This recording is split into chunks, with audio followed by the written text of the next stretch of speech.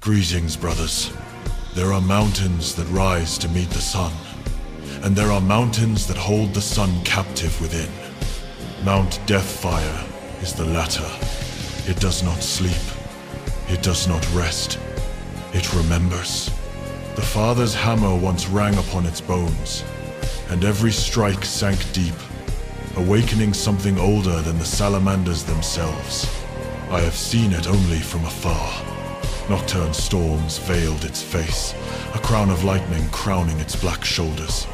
Even from the fortress monastery, you can feel its heart beating beneath the crust of the world. Slow, patient, eternal. They say that when you dream in the shadow of Deathfire, the mountain dreams with you. It shows you what you fear to see. The faces of the lost, the sound of the forge falling silent, the faint echo of the Father's last breath. And in those dreams, some claim a figure walks through the flame. They call it the Ghost of Mount Deathfire. It is no simple specter of smoke and ember. To some, it is Vulcan himself, walking the molten paths as warden of his sons. To others, it is a spirit older than man, a living echo of the world's birth. All I know is this: when the fire speaks, the wise listen. The tale begins long before my time, when the ash dunes were young, and the forged city of Hesiod still stood proud. A brother of our chapter, one whose name the records have burned away, returned from the mountains, alone. His armor was cracked open by heat, his flesh blackened as though he had stood inside a sundae. Yet he lived. He spoke of voices in the magma, of a presence that guided him away from the brink. He swore that within the flames he had seen a figure shaped like a man, wrought of light and shadow, hammer in hand. When the healers asked what words the apparition had spoken, the brother whispered, "It said, 'Forge again.'" Then he died. The chaplain sealed the story, calling it madness brought by fever and flame. But whispers spread. Forge serfs told of shapes moving in the volcanic glow, of molten footprints cooling to obsidian in the sand. Even the serfs who feared nothing but failure crossed themselves with soot before daring to approach the slopes again.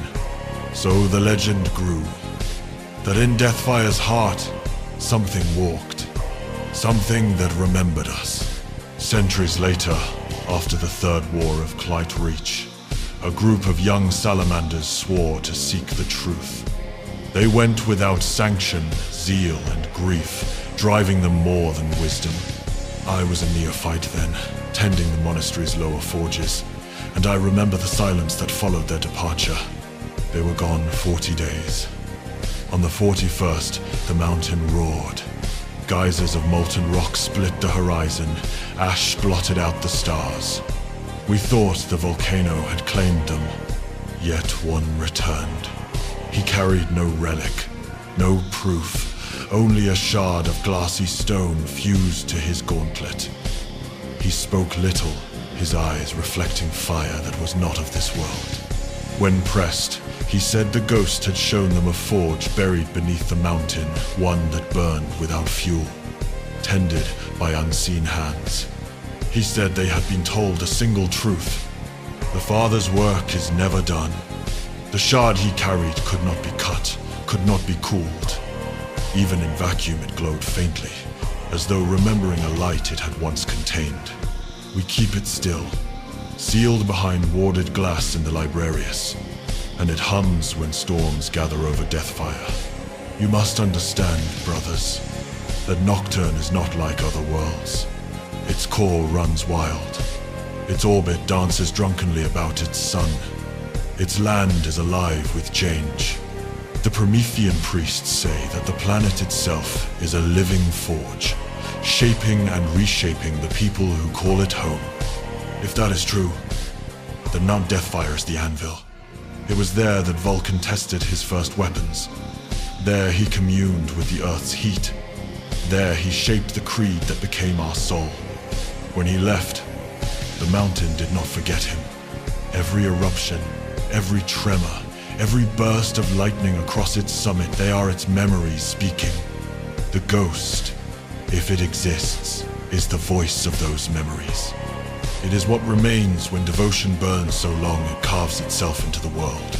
Sometimes, during the season of storms, you can see lights moving through the ash clouds above the crater, green and gold, like the shimmer of plasma through obsidian glass. The serfs call it the Father's Lantern. The Forge priests call it reflection. I call it remembrance. There was a time when the mountain went silent.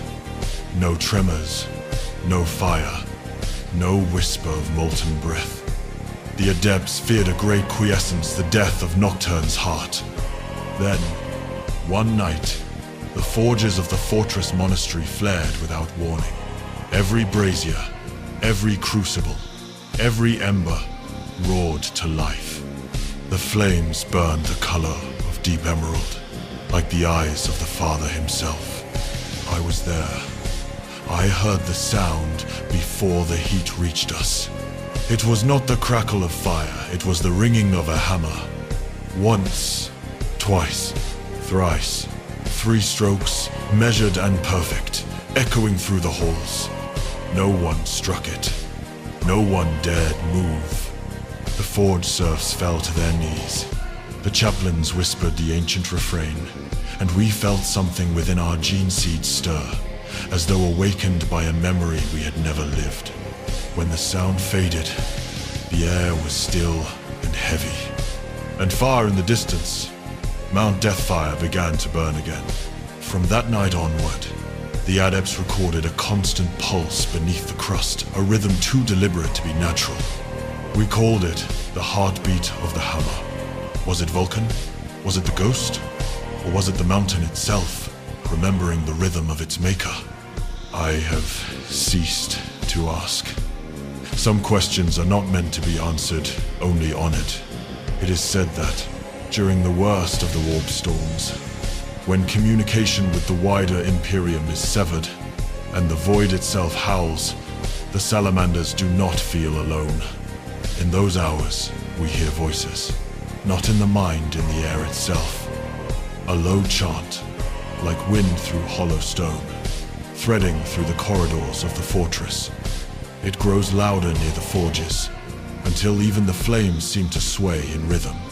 We call it the Ashen Choir. Some believe it is the echoes of our fallen brothers, their spirits carried in the smoke that never leaves Nocturne's skies. Others say it is the voice of the ghost, calling us back to our purpose when doubt gnaws at the edges of faith. I have heard it myself. Once, after the siege of Moribah, I was wounded, my armor shattered, my lungs full of ash. I lay by the forge, listening to its low song. The voices rose from the coals, hundreds, thousands, speaking as one. Endure, you are not alone. When I awoke, the forge was cold again, but the heat in my chest had not dimmed. That is the nature of the ghost.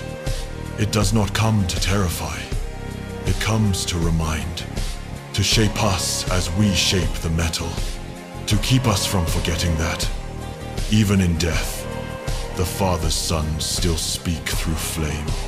There was once a brother named Catheron, known among us as the Silent Anvil. He spoke little, forged much, and prayed only in the language of steel. One day he asked for leave to make the ascent to Mount Deathfire. Not in pride, but in sorrow.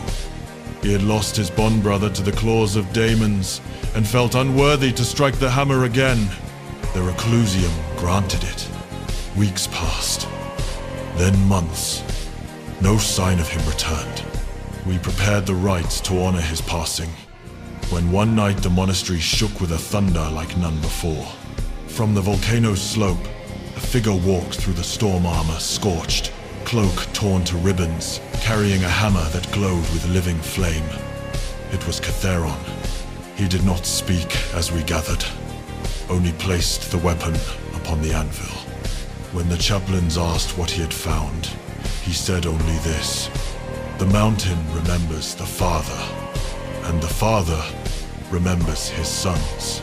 Then he died standing, as if the hammer itself had spent the last of his strength. That hammer rests still in the sanctum of his stand.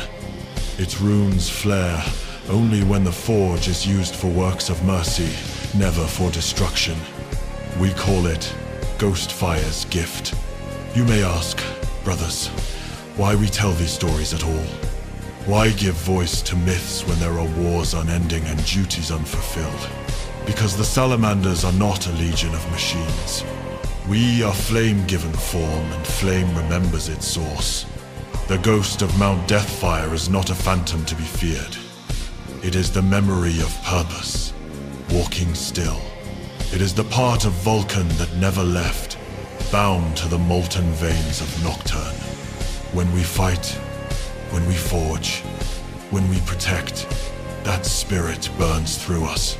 In every blow that spares the innocent, in every act of mercy amid the firestorm, we feel its guidance. Perhaps the ghost is not one being, but all of us together. The collected will of every salamander who ever lived, fused into a single enduring flame. If so, then the mountain does not haunt us. It houses us. The mountain has never stopped burning. Even when the storms blind the sky and the seas turn to glass, Mount Deathfire breathes.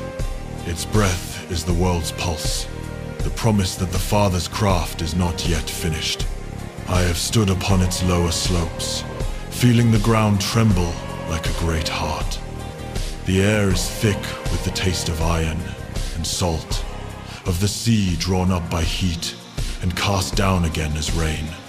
I looked into the caldera and saw the flame moving, not as a river of molten stone, but as a living thing.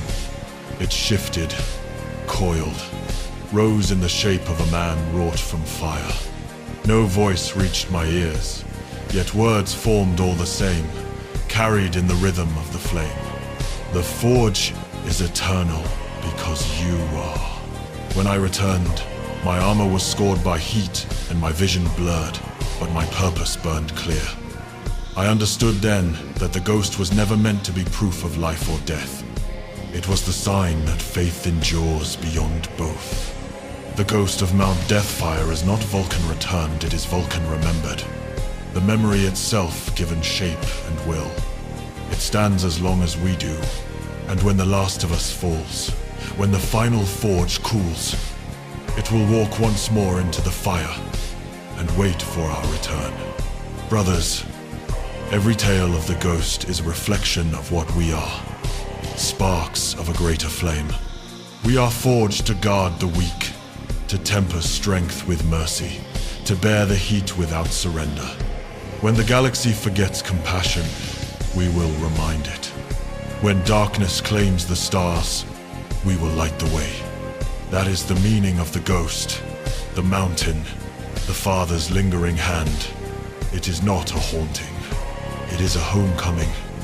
So let the storms rage, let the worlds burn and the forge tremble. We will still be there, hammer in hand, heart alight, eyes fixed on the glow of Mount Deathfire. And when the ember of our strength begins to fade, when we stand upon the edge of the last dawn, remember this: we are the fire that endures. We are the echo of the hammer.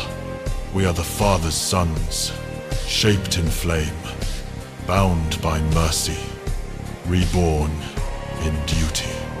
Until we meet again, brothers, when the Forge of Nocturne calls our names, and the ghost walks beside us in light.